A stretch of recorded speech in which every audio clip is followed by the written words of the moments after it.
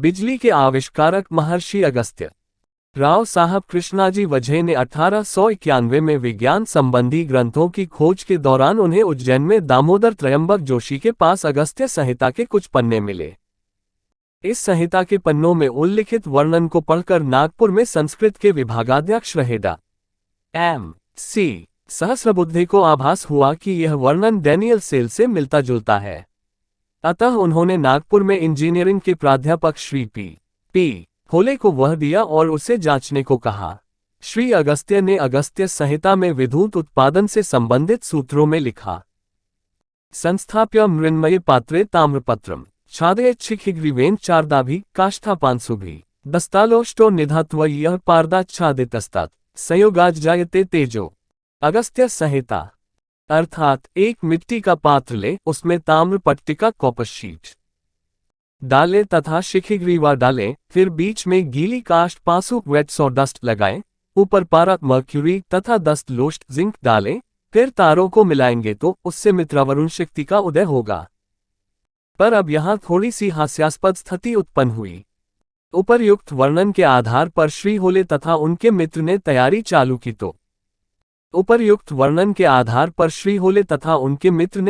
चालू की तो शेष सामग्री तो ध्यान में आ गई, परंतु शिखिग्रीवा समझ में नहीं आया। संस्कृत कोश में देखने पर ध्यान में आया कि शिखिग्रीवा यानी मोर की गर्दन। अतः वे और उनके मित्र बाग गए तथा वहां के प्रमुख से पूछा, क्या आप बता सकते हैं आपके बाग में मोर कब मरेगा? उन्होंने पूछा, क्यों? उन्होंने कहा, एक प्रयोग के लिए मुझे उसकी गर्दन की आवश्यकता है। उन्होंने कहा, आप एक अर्जी दे जाइए। इसके कुछ दिन बाद एक आयुर्वेदाचार्य से बात हो रही थी। उनको यह सारा घटनाक्रम सुनाया तो वे हंसने लगे और उन्होंने कहा, यहाँ शिखिग्रीवा का अर्थ मोर की गर्दन नहीं अपितु उसकी गर्दन के रंग जैसा पदार्थ कॉपर सल्फेट है। तब उनकी समस्या हल हुई और फिर उन्होंने उस आधार पर एक सेल बनाया और डिजिटल मल्टीमीटर द्वारा उसको नापा।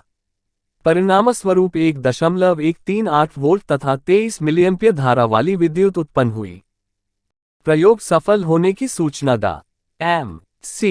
सहस्रबुद्धे को दी गई। इस सेल का प्रदर्शन 7 अगस्त 1990 को स्वदेशी विज्ञान संशोधन संस्था नागपुर के चौथे वार्षिक सर्वसाधारण में किया गया। आगे श्री अगस्त्य जी लिखते हैं, अन्य जलभंगोस्ति प्राणो दानेषु वायुषु एवं शताना कुंभानान संयोग कार्यकृत स्मृत। 100 कुंभों की शक्ति का पानी पर प्रयोग करेंगे तो पानी अपने रूप को बदलकर प्राण वायु, ऑक्सीजन तथा उदान वायु हाइड्रोजन में परिवर्तित हो जाएगा। आगे लिखते हैं, वायुबंधक वस्त्रेण निबद्धो यान्मस्तके उदान स्वलघुत्वे। अगस्त्य संहिता शिल्प शास्त्र सार। उदान वायु H2 को वायु प्रतिबंधक वस्त्र गुब्बारा में रोका जाए तो यह विमान विद्या में काम आता है। राव साहब वझे, जिन्होंने भारतीय वैज्ञानिक ग्रंथ और प्रयोगों को ढूंढने में अपना जीवन लगाया, उन्होंने अगस्त्य संहिता एवं अन्य ग्रंथों में पाया कि विद्युत भिन्न भिन्न प्रकार से उत्पन्न होती है। इस आधार पर उसके भिन्न भिन्न नाम रखे गए हैं। 1 रेशमी वस्त्रों के घर्षण से उत्पन्न, 2 सौदामिनी रत्नों के घर्षण से उत्पन्न, 3 विद्युत बादलों के द्वारा उत्पन्न, 4 शतकुंभी 100 सेलों या कुंभों से उत्पन्न, 5 हृदनी हृद या स्टोव की हुई बिजली, 6 अशनी चुंबकीय दंड से उत्पन्न। अगस्त्य संहिता में का उपयोग इलेक्ट्रोप्लेटिंग के लिए करने का भी विवरण मिलता है। उन्होंने बैटरी द्वारा तांबा या सोना या चांदी पर पॉलिश चढ़ाने की विधि निकाली। अतः अगस्त्य को कुंभोद्भव बैटरी बोन कहते हैं। आगे लिखा है, कृत्रिम स्वर्णरत्लेप सत्कृतिरुच्यते शुक्र नीति यवक्षार्मयुधानो सुशक्त जल सन्निधो आच्छादयति तत्ताम्रम स्वर्णेन रचतेन वा सुवर्णलिप्तम तत्ताम्रम शातकुंभमिति। 5 अगस्त्य संहिता। कृत्रिम स्वर्ण अथवा रजत के लेप को सत्कृति कहा जाता है।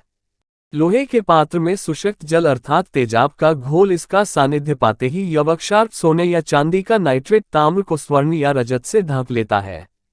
स्वर्ण से लिप्त उस ताम्र को शातकुंभ अथवा स्वर्ण कहा जाता है। उपरोक्त विधि का वर्णन एक विदेशी लेखक डेविड हैचर चिल्ड्रस ने अपनी पुस्तक technology of the gods, the incredible sciences of the ancients में भी लिखा है। अब मजे की बात यह है कि हमारे ग्रंथों को विदेशियों ने हमसे भी अधिक पढ़ा है। इसीलिए दौड़ में आगे निकल गए और सारा श्रेय भी ले गए। आज हम विभवांतर पोटेंशियल डिफरेंस की इकाई वोल्ट तथा विद्युत धारा इलेक्ट्रिक करंट की एम्पियर लिखते हैं, जो क्रमशः वैज्ञानिक एलेसैंड्रो वोल्टा तथा एनरी मैरी एम्पियर के नाम पर रखी गई है, जबकि वास्तव में ये इकाई अगस्त्य होनी चाहिए थी।